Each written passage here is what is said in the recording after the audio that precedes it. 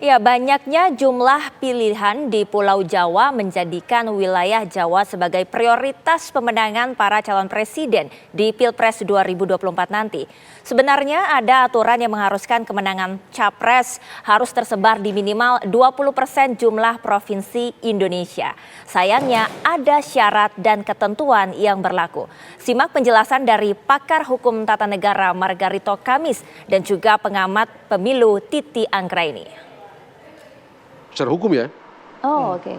Anda menang total di Jawa, Anda loss total atau loss setengah di luar Jawa, Anda nggak jadi presiden. Diangkat di ketentuan 20%, Anda bahkan dapat 50% Ya, lebih, betul. 60% lah di Jawa. Dan itu cuma di Jawa misalnya.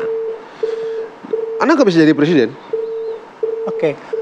Kalau di 20%, ketentuan 20%, setengah, lebih dari setengah provinsi yang ada di Indonesia, kurang satu pun, jadi harusnya misalnya 19 ya. Setengahnya dari 38. Nggak bisa juga. Nggak bisa juga. Nggak bisa juga. Anda harus dapat 50%, 20% di dalam 50% itu tersebar di lebih dari setengah wilayah di Indonesia. Sebab kalau tidak begitu, Indonesia cuma Jawa. Presiden kita nanti presiden Jawa doang. Ya. Karena total penduduk, setengah dari penduduk kita kan ada di Jawa. Suka atau tidak suka, senang atau tidak senang, begitu kenyataan objektif yang tak terbantahkan adalah setengah dari penduduk kita itu di Jawa. Anda bayangkan ya, Maluku Utara daerah saya misalnya, tidak lebih banyak dari Jakarta Timur. Satu Maluku Utara anggota DPR-nya cuma 3. Jiwa pilih nggak sampai sejuta lebih dikit gitu. Jakarta Timur, Ya. Senen, Kecamatan Senen lebih gede dari Kecamatan Senen loh.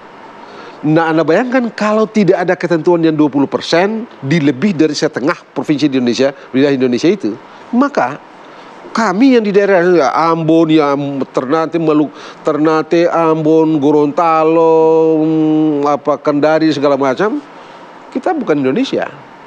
Nah, karena itu pada waktu itu dalam perdebatan di BPM MPR pada waktu itu nggak boleh begini.